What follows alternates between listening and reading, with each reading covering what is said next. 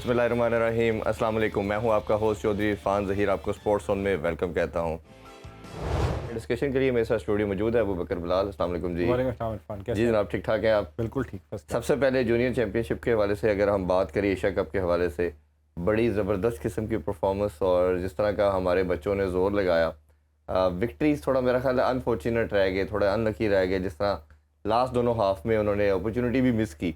कैसे ओवरऑल देखते हो? और सबसे बड़ी चीज़ ये कि वर्ल्ड कप के लिए क्वालिफाई कर चुके हैं। देखिए, महदूद वसाइल के बावजूद जो रिजल्ट्स आए हैं, मेरे नज़दीक तो ये काबिल इत्मीनान है। लेकिन दूसरी तरफ इन प्लेयर्स को अब हमने एम्पावर करना है, इनको मज़ीद स्किलफुल बनाना है। उसके लिए हमने पूरा एक रोड प्लान बनाना पड़ेगा और इनको बताना पड़ेगा कि आपका अगले 6 महीने का 8 महीने का क्या प्लान है। बट अनफॉर्चुनेटली इस वक्त सिचुएशन ये है कि उन्होंने यकीनी तौर पर पाकिस्तान का नाम रोशन किया। सलाला के अंदर फाइनल भी खेले, बड़ा क्लोज फाइट की इंडिया के साथ। एक चीज़ समझनी पड़ेगी कि हमारा हॉकी का बजट 35 लाख है और इंडिया का अरबों में है, इंडियन अरबों में 10 अरब बोला जाता है। उसके बावजूद पाकिस्तान ने 2-1 मैच में शिकस्त हुई है, कोई बहुत बड़े मार्जिन से नहीं हुई। और जो पहला ग्रुप मैच था वो हमने बराबर भी किया उनके साथ। तो ओवरऑल अगर देखा जाए तो रिजल्ट्स बड़े सेटिस्फैक्ट्री हैं। बट जब प्लेयर्स वापस लाहौर पहुंचे, लाहौर पहुंचने पर भी मेरी कुछ प्लेयर से बात हुई तो उनका ये कहना था कि हमें इवेंट के जो डेली अलाउंसेस होते हैं, जो टीए होते हैं, वो नहीं मिले। तो ये एक प्लेयर का राइट है, उसका हक है कि वो जब टूर पे हो तो उसको $100 जो कि आपने रखी हुई है किसी भी इंटरनेशनल प्लेयर की, वो उसको $100 टीए पर डे मिलना चाहिए। लेकिन अनफॉर्चुनेटली पाकिस्तान हॉकी फेडरेशन कहती है कि हमारे पास पैसे नहीं है, फंड नहीं है, हुकूमत हॉकी को या किसी और खेल को ओन करने के लिए तैयार नहीं है। तो वो कसूर किसका है? या तो फेडरेशन का है या पाकिस्तान स्पोर्ट्स। एक चीज़ आप और भी ऐड कीजिएगा, उसमें ये भी कहा गया है कि इनके पास पैसे नहीं थे फेडरेशन के पास, तो जो डीएचए की हॉकी स्टेडियम है और जो फेडरेशन है, डीएचए वालों ने सपोर्ट करके ये सारा बिल्कुल ऐसे ही। लाहौर के अंदर हमने देखा तकरीबन 2.5 माह का कैंप लगा, वो डीएचए के अंदर लगा, कैंट के अंदर वो बाकायदा कैंप लगा। और उसकी रीज़न सिर्फ यही थी कि पाकिस्तान हॉकी फेडरेशन के पास पैसे नहीं थे, तो उन्होंने वो कैंप जो है वो डीएचए ने ओन कर लिया उनको। और वो जो इतने एक्सपेंसेस थे, जो फैसिलिटीज़ थी, वो प्रोवाइड कर दी प्लेयर्स को, जो है ना फैसिलिटीज़ प्रोवाइड की गई हैं। तो ये तो सिचुएशन है ओवरऑल अगर देखी जाए। दूसरी तरफ पाकिस्तान स्पोर्ट्स बोर्ड और पाकिस्तान हॉकी फेडरेशन के दरमियान भी इस वक्त कॉन्फ्लिक्ट चल रहा है। Pakistan sports board hockey federation की जो इस वक्त मौजूदा इंतज़ामिया है, इसको मानने से इनकारी है। वो नहीं देते, इनको ना फंड दे रहे हैं, ना वो इनकी हैसियत को तस्लीम कर रहे हैं।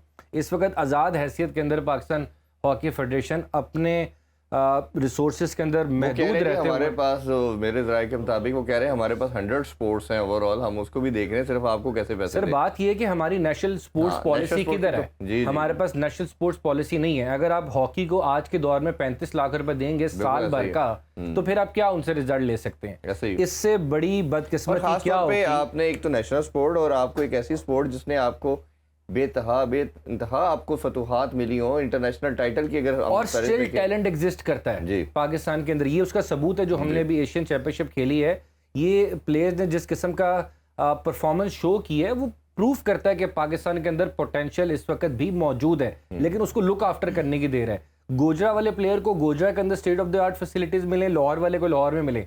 आप भी लाहौर में रहते हैं, मुझे बताएं कितनी लाहौर के अंदर एकेडमीज चल रही हैं? वैसे ही ओलंपियंस को मैं पिछले 10 साल से देख रहा हूं। एलडीए का स्टेडियम है, उसकी अगर हमने हालत देख दी, 8 मंथ से खस्ता हाली उसकी, 8 माह से बिल नहीं पे हुआ, कुर्सियां वहां पे टूटी हुई। हालांकि बड़ा शानदार वो स्टेडियम बनाया गया था कि यहाँ पर हॉकी के प्लेयर जो हैं वो यहाँ से निकल के आगे आएंगे। प्लेयर्स नो डाउट आए, 10 प्लेयर इंटरनेशनल लेवल पे वो उस अकेडमी से निकल गए। लेकिन उस अकेडमी की हालत देख लें, गोजरा हो गया, कराची हो गया, हैदराबाद हो गया, ये हॉकी के टैलेंट से माला माल इलाके हैं, लेकिन यहाँ पर कोई उनको लुक आफ्टर करने के लिए नहीं है। अगर शहबाज सीनियर साहब का ताल्लुक गोजरा से है तो वो लाहौर या इस्लामाबाद क्यों बैठे हुए हैं? मैं ये समझता हूँ, मेरे नज़दीक पाकिस्तान हॉकी की तबाही के सबसे बड़े जिम्मेदार हमारे हॉकी ओलंपियंस हैं। किसी को बुरा लगे, किसी को सही लगे, लेकिन जो सूरत हाल है पिछले 10 साल में जो मैंने देखी, जो अभी भी देखे हैं, बाद में भी जो है उन्होंने भी कोई खातिर खा काम नहीं किया। खैर, इस पर हम आगे भी मज़ीद डिस्कशन करेंगे। कुछ अहम खबरें क्रिकेट के हवाले से पहले उस पर बात कर लेते हैं। सबसे आज की जो ब्रेकिंग न्यूज़ आ रही है वो ये आ रही है कि ज़का अशरफ साहब को नॉमिनेट किया गया पीपल पार्टी की तरफ से एज ए चेयरमैन पीसीबी।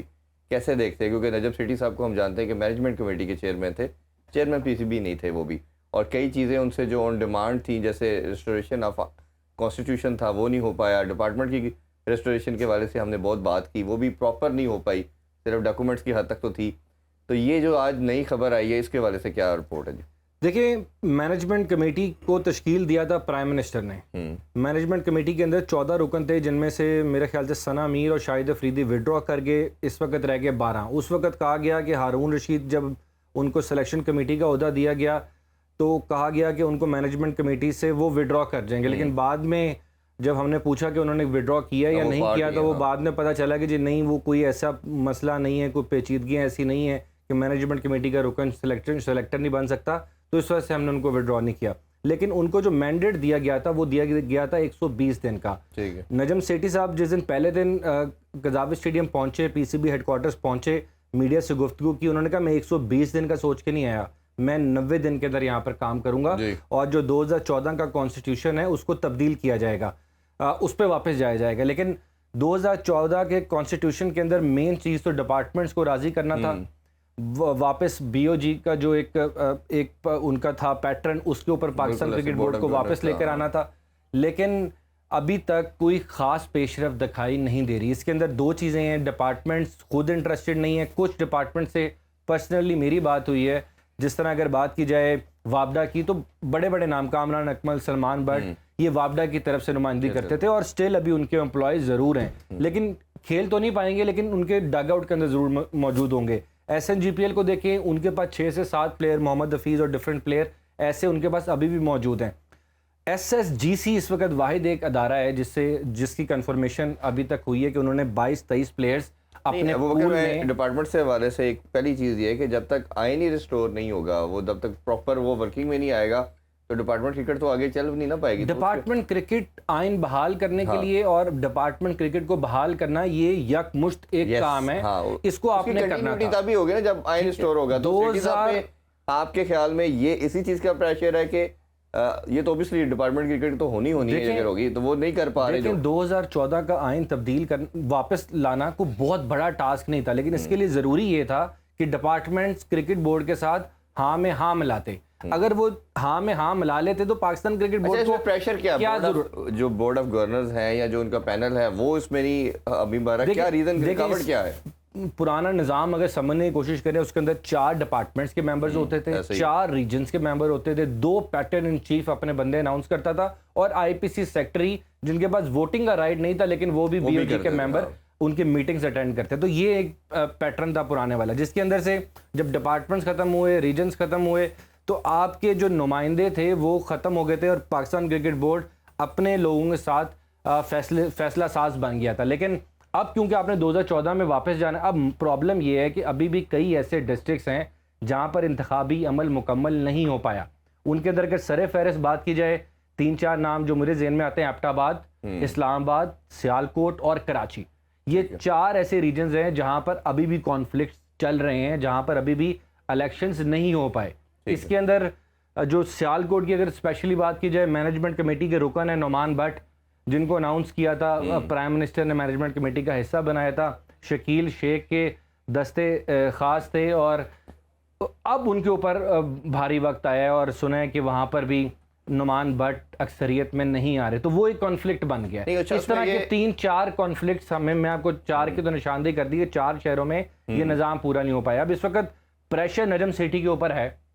पहले 6 महीने पहले ये कहा गया था कि ज़का अशरफ इंटरेस्टेड नहीं है, पाकिस्तान पीपल्स पार्टी इंटरेस्टेड नहीं है। आपको याद होगा जब इन्होंने वजारतें भी ली थी, उस वक्त भी तमाम वो वजारतें ली थी जिस तरह एनवायरनमेंट होगी, क्लाइमेट चेंज हो गया, जिसके ऊपर तनकीद ना हो, पब्लिक के साथ कोई खास उनका इंटरेक्शन ना हो, एक आराम सुकून वाली वजारतें लेके पीपल्स पार्टी बैठ गई थी। उस वक्त भी यही फैसला किया गया था पीपल्स पार्टी की तरफ से कि चलें PCB भी उनको दे दें। लेकिन अभी लेटेस्ट जो खबर मैं आपको देने लगा हूँ, नजम सेठी आपको पता होगा पिछले 1-2 हफ्ते पहले लंदन में मौजूद थे, वहां पर उन्होंने साबिक वजीर आजम नवाज शरीफ से मुलाकात की है।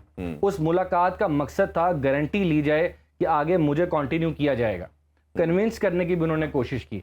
लेकिन खबर अब ये है कि मियां मोहम्मद नवाज शरीफ ने नजम सेठी को साफ इनकार कर दिया और उनको कहा है कि ये फैसला मैं नहीं कर सकता, ये फैसला अब आपको पाकिस्तान में जाके जो बरसर इक़्तिदार लोग हैं या जो पावरफुल लोग हैं उनके साथ बैठ के करना पड़ेगा। अब ये मेरे हाथ से नहीं है। उसमें से आपका क्या ख्याल है कि ये एशिया कप का ना होना भी, जिस तरह भी बातें चल रही हैं, ये भी इसका भी प्रेशर आ रहा है किसी हद तक? एशिया कप को तो स्टांस बड़ा तगड़ा लिया इन्होंने। जितना तगड़ा उन्होंने स्टांस लिया है ना, या जो फ्रंट फुट पे आगे नरम सिटी खेले, इसके पीछे भी रीजन ये थी कि इनिशियली चलिए अभी एक ब्रेक लेते हैं, ब्रेक से वापस आके दोबारा इस पर डिस्कशन करते हैं कि कौन इस कुर्सी पे बैठेगा।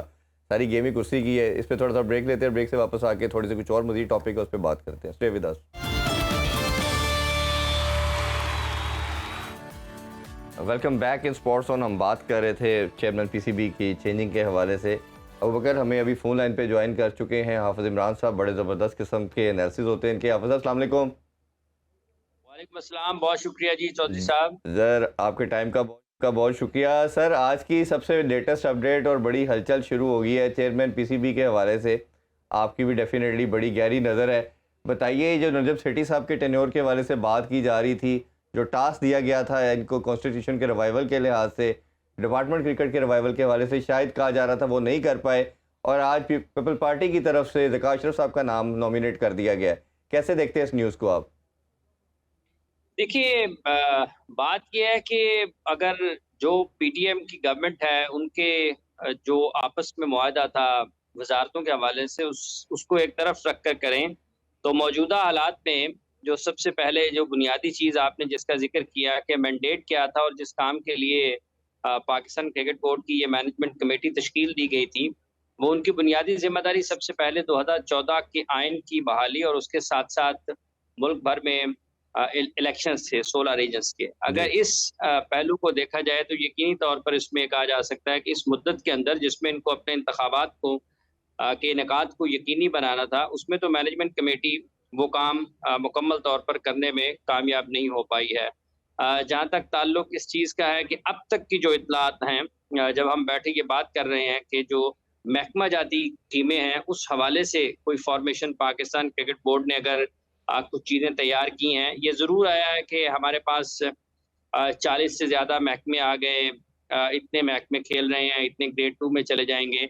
ये बुनियादी तौर पर ये सारी इतलात हैं जो पाकिस्तान क्रिकेट बोर्ड ने लोगों तक पहुँचाई हैं। लेकिन अगर आप इसके कहें कि इसके ऊपर अमली तौर पर क्या हुआ है, तो वो अभी तक आपको उसमें कुछ इस तरह से वजाहत नज़र नहीं आती है, उसमें अबहाम ज़रूर पाया जाता है। ठीक है। तो इस हवाले से कि आपने 2014 का आइन बहाल करना था, आपने 16 रीजन्स में इलेक्शन के इनेकाद को यकीनी बनाना था, आपने महकमा जाती क्रिकेट की बहाली के लिए तमाम चीज़ों को ऑन बोर्ड करना था, अपने गवर्निंग बोर्ड की तश्कील देना थी। तो इन दोनों पहलुओं के हवाले से तो पाकिस्तान क्रिकेट बोर्ड की ये मैनेजमेंट कमेटी उस हद तक कामयाब नहीं रही है। लेकिन अगर हम दूसरी तरफ देखते हैं, तो एक ऐसे वक्त में कि जब पाकिस्तान को न सिर्फ कौमी सतह पर बल्कि बैनुल अक़वामी सतह पर भी कई मसाइल का सामना है, उस वक्त में इस किस्म की तब्दीली ये यकीनी तौर पर पाकिस्तान के लिए मसाइल पैदा कर सकती है। एक और चीज़ आपसे जानना चाहूँगा। हमने अपने लास्ट वीक शो में बात की थी कि अगर एशिया कप का मसला ना हल हो पाया, जो स्टांस लिया सेठी साहब ने वो बड़ा स्ट्रॉन्ग था और बड़ा दबंग किस्म का इन्होंने ये बयानात दिए कि हम उधर नहीं इंडिया के नहीं खेलेंगे, भारत को आना पड़ेगा, हम हाइब्रिड मॉडल की तरफ जाएंगे। तो ये एक बड़ा हल्का ये बात कर रहा था कि अगर ये सारी बातें किसी तरह ना हो पाई, और ख़ास तौर पे जो आईसीसी के हुकाम मिल के गए हैं, इसके बाद भी अगर चीज़ें नहीं सेटल डाउन होती, तो सुनने में ये बात हमें 10 दिन पहले से आना शुरू हो गई थी कि ये सेठी साहब के हटने की वजह बन जाएगी। क्या आप भी ये समझते हैं कि ये लास्ट कील जो ठोका गया वो ये एशिया कप अगर खुदा न खास्ता पाकिस्तान में हाइब्रिड मॉडल या पाकिस्तान के बगैर हो जाता है, तो ये वजह बनेगी सेठी साहब के जाने की?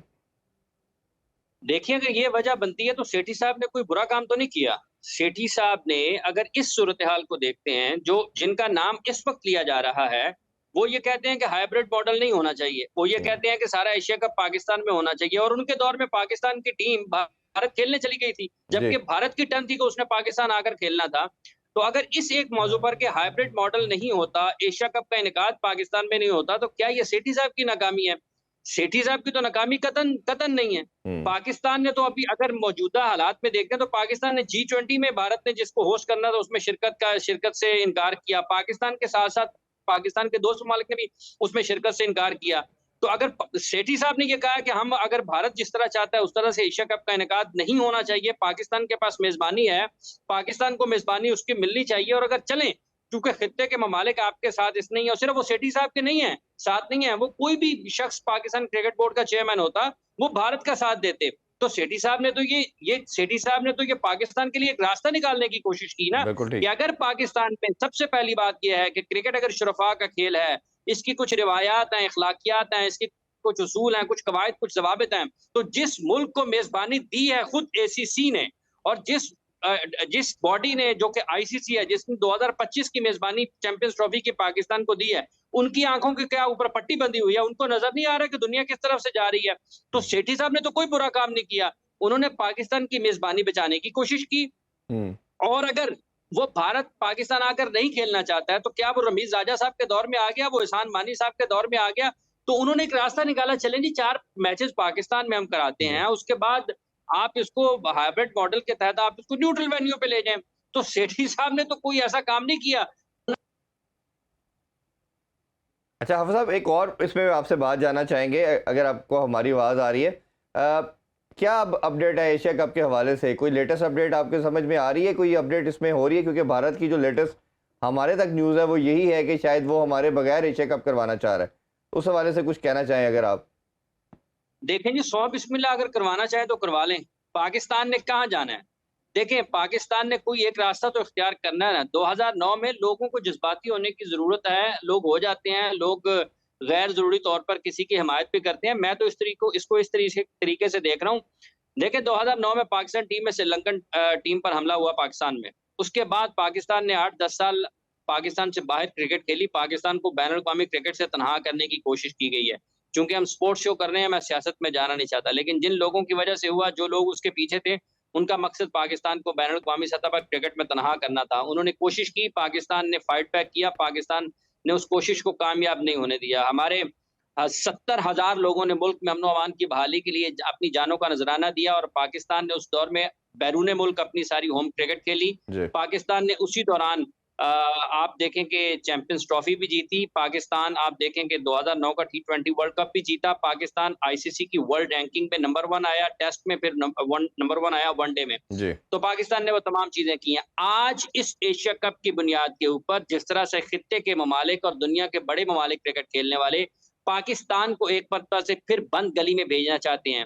ये जो अटैक 2009 में 3 मार्च 2009 को पाकिस्तान में श्रीलंकन टीम पर हुआ था, ये उससे बड़ा हमला है पाकिस्तान के क्रिकेट पर। अगर दुनिया के क्रिकेट खेलने वाले ममालिक पाकिस्तान को उसके हक के मेजबानी से महरूम करते हैं, तो ये इससे बड़ी साजिश, और इस मुहज़्ज़ब दुनिया में इससे बड़ी बदतहज़ीबी हो नहीं सकती कि आप एक ऐसे मुल्क को, जिसमें दुनिया की तमाम टीमें आकर खेल रही हैं, अब पीएसएल में तमाम दुनिया के खिलाड़ी खेल कर गए, ऑस्ट्रेलिया, इंग्लैंड, न्यूजीलैंड, आप नाम नहीं जो पाकिस्तान में नहीं आई है। उसके बाद आप ये कहते हैं कि पाकिस्तान में क्रिकेट नहीं हो सकती है। ये पाकिस्तान के क्रिकेट के ऊपर 2009 से बड़ा हमला होने की तैयारी है, और उस हमले को अगर बचाने की कोशिश की है, उसका कोई एक दरमियानी रास्ता निकालने की कोशिश की है, तो उस बुनियाद पर अगर कहें जी इसको बदलना है तो बदल दें जी। पाकिस्तान में कौन सा, जब बदला था एहसान मानी को लाए थे, उन्होंने क्या किया? रमीज राजा को लाए, उन्होंने पाकिस्तान के क्रिकेट के साथ क्या किया? कोई बेहतर इंतजामी फैसले किए हैं? इसको तबाह करना है ना। कुछ लोगों ने बाहर से मिलकर तबाह करना है, कुछ अपनों ने करना है। तो 100 बिस्मिल्लाह। अच्छा हाफिज साहब, आज इंडियन मीडिया ये रिपोर्ट कर रहा है कि पाकिस्तान में pull out of Asia cup. अगर एक वेन्यू पर नहीं होगा, तो अगर पाकिस्तान में 4 मैचेस के लिए टीमें आने को रजामंद नहीं है, तो फिर पाकिस्तान एशिया कप से विड्रॉ कर जाएगा और पुल बैक कर जाएगा। एक तो इसको अबू बकर साहब आप देखें, आप 24 करोड़ का मुल्क हैं। आप दुनिया की क्रिकेट खेलने वाले मुल्कों की एक बड़ी ताकत है, एक बड़ा हिस्सा है। आपके प्लेयर्स जो है इंफरादी तौर पर दुनिया पर हुक्मरानी कर रहे हैं। शाहीन आफरीदी हैं, बाबर आजम है, रिजवान है, हारिस रऊफ है, शादाब खान है, इमाद वसीम है। वो यार, आप किस तरफ लोगों को लेकर जाना चाहते हैं? मतलब क्यों पाकिस्तान से पुल आउट? पाकिस्तान से सर बात ये है कि एसीसी के अंदर वो कहते हैं कि हम वोट करवा लेते हैं, जितने मेंबर्स ममालिक हैं वो उसके अंदर वोट कास्ट कर दें। और ऑब्वियसली आप भी जानते हैं, मैं भी जानता हूं, एसीसी के अंदर अगर वोटिंग तक नौबत आई तो पाकिस्तान को वहां पर आइसोलेशन का सामना करना पड़ेगा। मेरा नहीं ख्याल एशियन क्रिकेट काउंसिल ही खत्म हो जाए शायद फ्यूचर में। मैं यही अर्ज कर रहा हूं कि क्यों वोट की जरूरत पेश आए। पाकिस्तान में कौन सी यहाँ पर आग लगी हुई है जो दुनिया में किसी और खित्ते में नहीं है? पाकिस्तान में क्या यहाँ पर नहीं हो रहा कि जो लोग आने से इनकार कर देंगे?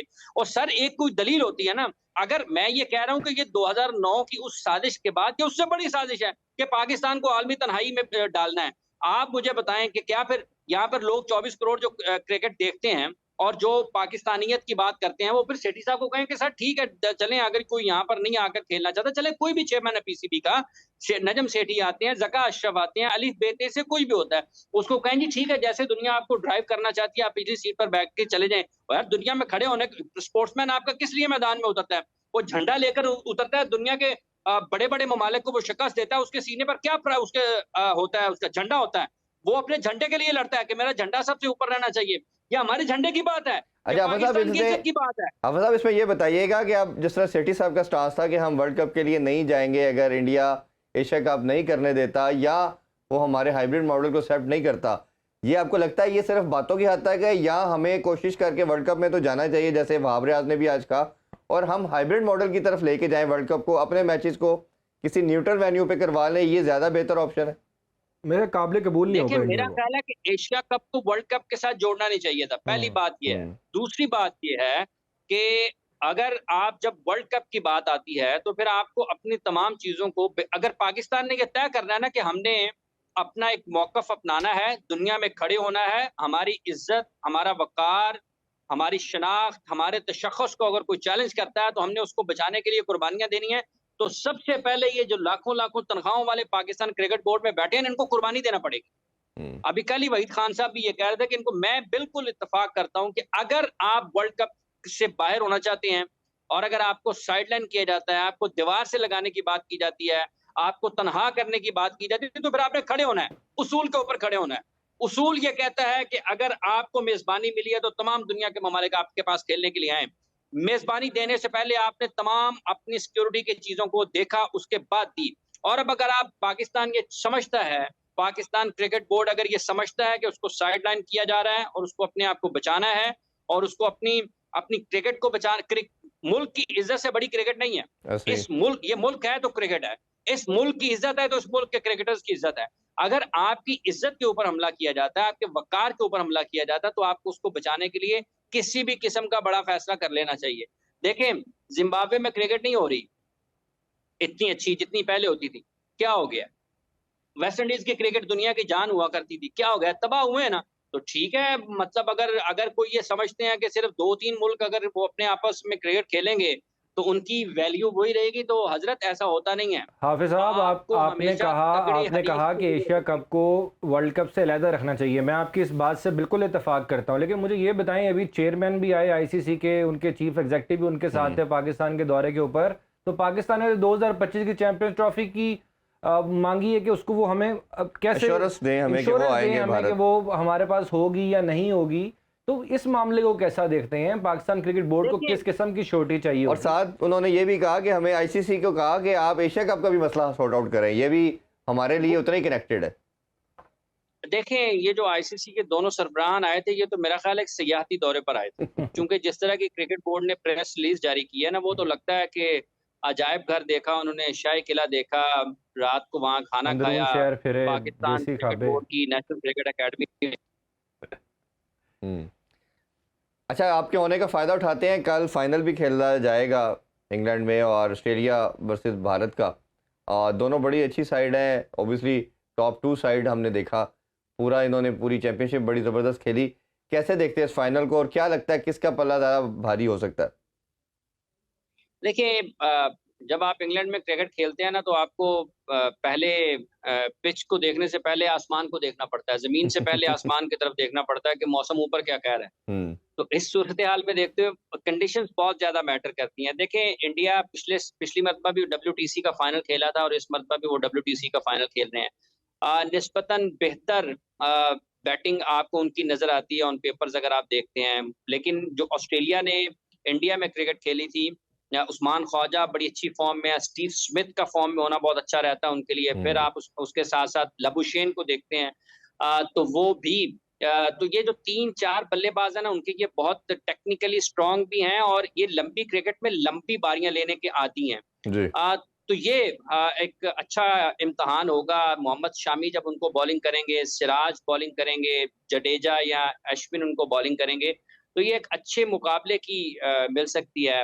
अब पहले आप कुछ उसके बारे में, आप किस तरह से कौन फातेह हो सकता है, कौन नहीं हो सकता, इसके बारे में तो कोई राय कायम करना क़ब्ल वक़्त होगा। अच्छा, लेकिन मेरा ख्याल है जहाँ हाफिज तक साहब, जो ताल्लुक इस चीज़ दी का है, ओवल दोनों की की जो ग्राउंड है या उसके पिच को देखें तो वो सब कॉन्टिनेंट की टीम्स को सूट करती है, बड़ी फ्लैट विकेट होती है दी ओवल की। बाकी लेकिन टेस्ट में थोड़ा सा वो रखते हैं इसको लॉर्ड्स थोड़ा। में देखें, हाँ। लीड्स वाली रन साइड पर रन जाएं तो निकलते उधर हैं ना। हमें हुँ। रन्स रन्स ओवल पे जो एशियाई खिलाड़ी हैं उनको सपोर्ट मिलती है, वो बल्लेबाजों के लिए निस्बतन बेहतर होता है। निस्बतन तो अगर आप बट बैटिंग जैसे आपने कहा एक्टिविटी की क्लाउडी बात वेदर होगा करें, तो बॉल रिवर्स स्विंग भी करती है, बॉल स्विंग और स्विंग अच्छी खासी करती है इधर। देखिए उसका फ़ायदा होगा ना, मिच हम्म। स्टार्क भी उनके पास हैं, जी। मिच स्टार्क भी हैं, सिराज बड़ा अच्छा रिवर्स करते हैं, शामी बहुत अच्छा पैट कमिंस की बात पैट करें जिस तरह कमिंस के को नंबर 1 बॉलर तो है ये जी। हाँ जी। सारे के हाँ, उनके पास टेस्ट मैचेस के लिए अच्छे फास्ट बॉलर्स हैं, इंडिया के पास भी अच्छे फास्ट बॉलर्स हैं और उसके साथ ऑस्ट्रेलिया के पास भी। तो पैट कमिंस कप्तानी भी बहुत अच्छी करते जी। हैं। आप सिर्फ उनकी बॉलिंग को ही देखें, उनकी कप्तानी भी बहुत अच्छी होती है। इंडिया के लिए एक थोड़ा-सा मसला हो सकता है कि रोहित शर्मा फॉर्म में नहीं है। ऊपर से अटैक किया, 2-3 विकेट गिरा लिए तो वो अटैक करेंगे और उनके पास चांस होगा कि इंडिया को दबा लें। हम्म। लेकिन अगर दूसरी तरफ से अगर काउंटर अटैक होता है, शुभमन गिल की आप फॉर्म को देखें कि जिस तरह से वो खेलते हुए जा रहे हैं, ये अलग बात है कि वो बिल्कुल ऑल टुगेदर मुख्तलिफ फॉर्मेट की तरफ फॉर्मेट हाँ। स्विच करेंगे। लेकिन वो रन्स का जो आपके पास इत्मीनान होता है ना कि आपने लगभग 1000 रन्स कर दिए, ऊपर तले सेंचुरियाँ स्कोर कर दी हैं, तो वो एक इत्मीनान आपके मिडल पर जब बॉल लग रहा होता है, तो उससे एक खिलाड़ी के इत्मीनान में यकीनी तौर पर इज़ाफ़ा होता है। फिर विराट को देखें कि आप अपनी वो बेस्ट फॉर्म की तरफ वापस आ रहे हैं। तो ये सारी चीज़ें कुल मिला के एक अच्छे मुकाबले की नवीद ज़रूर देती हैं। अब देखना ये है कि कल से शुरू होने वाली WTC फाइनल में कौन-सी टीम अपने दस्तयाब मौके से फ़ायदा उठाती है, नया बॉल खेलना है, फिर सेशन आपको जीतना पड़ते हैं टेस्ट मैच क्रिकेट में जी जी। खेलते हुए। पिच पढ़ना बहुत ज़रूरी है, अगर कोई टीम अच्छा पिच पढ़ लेती है, पाकिस्तान की तरह नहीं जैसे हम अफ़गानिस्तान के खिलाफ शारजाह में खेलने गए थे T20 मैचेज़, तो हमें पता ही नहीं चला था कि पिच कैसा है। हमने पहले टॉस जीता, 4 फास्ट बॉलर खिलाए और बैटिंग करने अच्छा चले हाफिज गए कि साहब, अभी पिच का पता इंडियन नहीं था। इंडियन तो तकरीबन तमाम प्लेयर्स ही आईपीएल के अंदर बिजी थे, 2 महीने का एक लंबा शॉर्टर फॉर्मेट का उन्होंने क्रिकेट यहाँ पर खेली है। तो आपको लगता है कि इसका कहीं ना कहीं डिसएडवांटेज होगा जब वो लॉन्गर फॉर्मेट में आएंगे, टेस्ट क्रिकेट के अंदर आएंगे? देखें अबू बकर, जब आप उनकी स्किल्स को देखते हैं ना, सलाहियत को देखें, उनके नामों को देखें, जबकि विराट कोहली को मतलब है कि ये अडैप्ट करते हुए कुछ टाइम नहीं लगेगा, वो T20 से उन्होंने टेस्ट मैच खेलने के लिए जाना है। उन्होंने तो पिछले वर्ल्ड टेस्ट चैंपियनशिप के फाइनल पर टेस्ट क्रिकेट को हार्ट बीट करार दिया था। रोहित शर्मा का जितना एक्सपीरियंस है, अश्विन, जडेजा, ये जितने भी खिलाड़ी हैं, शामी वगैरह, रेहाने इनका सारे इतना ज़्यादा एक्सपीरियंस। तजुर्बा है कि इनको इनको स्विच करते हुए कोई टाइम नहीं लगेगा। स्विच और फिर वहाँ पर कुछ ना कुछ उनको माहौल के मुताबिक डालने का मौका भी मिला होगा। ये इतने बड़े क्रिकेटर्स को आप देखें ना, बाबर आज़म अगर 1 महीने की यहाँ पे PSL खेलते हैं, उसके फौरी बाद टेस्ट क्रिकेट अगर उनको मिलती है, तो वर्ल्ड क्लास प्लेयर्स यही होते हैं कि उनकी अडैप्टेबिलिटी जो है ना, वो बहुत तेज़ होती है। दीगर खिलाड़ियों से ज़रा मुख्तलिफ, लेकिन बहुत हाफिज साहब बहुत कहीं ना मुख्तलिफ कहीं होती फ़र्क है। तो पड़ता है, आपकी जो बॉडी का रिस्पॉन्स देना, बिहेवियर, उसमें कहीं ना कहीं तो आपका देखें फ़र्क आता है ऑब्वियसली। देखें ये बात अपनी जगह पर ठीक है, लेकिन वर्ल्ड क्लास प्लेयर कैसे बनते हाँ हैं? बिल्कुल वो ऐसे ही है। ऐसे ही बनते हैं और ना कि दोनों उनकी टीमों में कुछ ऐसे अडैप्टेबिलिटी प्लेयर बेहतर होती है। हैं जो प्योरली टेस्ट क्रिकेट के लिए रहाने की बात करें, पुजारा की बात करें, इसी तरह ऑस्ट्रेलिया के भी आप वो वहीं पर कुछ खेल ऐसे रहे हैं। प्लेयर, हाँ वो तो जी पुजारा वहीं पर खेल रहे थे, जी। काउंटी क्रिकेट खेल रहे थे। तो कुछ ऐसे नाम है। अच्छा लास्टली आपके होते हुए एक और बात हम जानना चाहेंगे। श्रीलंका की पहले टेस्ट सीरीज़ के हवाले से बात हुई कि अगर एशिया कप का कोई प्रॉब्लम आता है तो शायद हम टेस्ट सीरीज़ नहीं खेलेंगे, बट तस्दीक कर दी गई कि टेस्ट सीरीज़ होगी स्केड्यूल के मुताबिक। अब नई बात हो रही है ओडीआई के हवाले से भी, बट पीसीबी ने अभी ये कहा कि अभी इस पर हम मज़ीद गौर करेंगे, फिर बाद में देखते हैं। क्या आपको लगता है कि ये एशिया कप का वेट कर रहे हैं? क्या रद्द अमल आता है, श्रीलंकन बोर्ड क्या कहता है, फिर इस पर राय कायम की जाए? या पाकिस्तान के पास अगर एशिया कप में पार्टिसिपेशन नहीं करते तो कोई क्रिकेट नहीं है और हमें खेलनी चाहिए उधर जाके ओडीआई क्रिकेट भी? देखिए इरफान साहब, ये बुनियादी तौर पर ना बहुत सारी चीज़ें एशिया एशिया कप के साथ जुड़ी हुई हैं। मतलब ये सीरीज़ तो नहीं है, पाकिस्तान प्लान कर सकता है। देखिए एशिया कप का सबको पता है, उनकी भी मजबूरियाँ हैं, श्रीलंका, बांग्लादेश वगैरह, उनको क्या कहना है, उनके अपने मसाइल हैं। लेकिन जो रूटीन के क्रिकेट है, जो आपके एफटीपी का हिस्सा होते हैं, जो आपकी बामी सीरीज़ होती हैं, उनमें तो आप ये खिलाड़ी और बोर्ड्स आपस में तय कर लेते हैं। कभी-कभार ऐसा होता है कि आप T20 को ज़्यादा तैयारी करने के लिए, किसी भी इवेंट के लिए आप 1 टेस्ट मैच या 2 वनडे मैचों को 3 T20, 4 T20 मैचेस में बदल देते हैं। 1 टेस्ट जी मैच कम करके वो कर लेते हैं। तो चूँकि श्रीलंका ने भी खेलना है, पाकिस्तान ने भी वर्ल्ड कप खेलना है, तो अगर टेस्ट मैचेस के साथ वनडे मैचेस पाकिस्तान को मिलते हैं और वो भी बाहमी रजामंदी के साथ दोनों खेलते हैं, तो दोनों का फायदा, सिर्फ पाकिस्तान को तो फायदा नहीं होना है ना। तो वो ये अगर ऑप्शन के ऊपर जाती हैं चीजें, तो पाकिस्तान को प्लान बी के तौर के ऊपर, अगर पाकिस्तान ने वर्ल्ड कप के हवाले से एक फैसला पहले, मेरा ख्याल है बहुत पहले फैसला देने की जरूरत नहीं है, बिल्कुल आपको करीब जाकर ऐसी चीजों को देखना होता है। तो वर्ल्ड कप मुमकिन तौर पर जिसमें पाकिस्तान ने जाना है, उसकी तैयारियों के लिए श्रीलंका समेत दुनिया की जो बेहतरीन टीमें हैं उनके खिलाफ खेलते हुए अगर पाकिस्तान की टीम को कुछ तैयारियां मिलती हैं, अगर तो एशिया कप हो जाता तो वो तो बहुत बेहतर होगा, अगर नहीं होता तो उसके मुतबादल के तौर पर सर अगर नहीं होता तो इंडिया तो 5 मुल्क की प्लान करके बैठा हुआ है, जिसके अंदर श्रीलंका को बुला लेगा, अफगानिस्तान को उन्होंने वर्ल्ड कप से पहले 3 मैचेस ऑफर कर दिए हैं, वो तो सारी एशिया कप भी श्रीलंका में करवाने की बात कर रहे हैं। हाँ, वही तो मुझे तो ऐसा लगता है कि शायद देखिए अबू बकर मसला ये है कि जब कोविड आया था ना, आप देखें उस वक्त इंडिया ने जो एसीसी के रुकन ममालिक हैं या जो इस खित्ते के ममालिक हैं उनको मदद दी, और अब जब ये आज के दौर में हम बैठे बात कर रहे हैं तो ये शुरफा का खेल के ऊपर ना पैसे का बहुत ज्यादा गलबा है, पैसा बहुत हावी हो चुका हुआ है, तो जिसको जहां से कोई माली फायदा मिलता है वो उसका झुकाव उसी तरफ होता है। वो बांग्लादेश क्रिकेट बोर्ड को देख लें, अभी आप लोगों को फैसिलिटेट करने की बात कर रहे हैं ना हम, अभी पाकिस्तान ने अफगानिस्तान को फैसिलिटेट किया, 3 T20 मैचेस शारजा में खेले जब ऑस्ट्रेलिया ने उनके साथ खेलने से इनकार कर दिया। अफगानिस्तान के खिलाड़ी पाकिस्तान के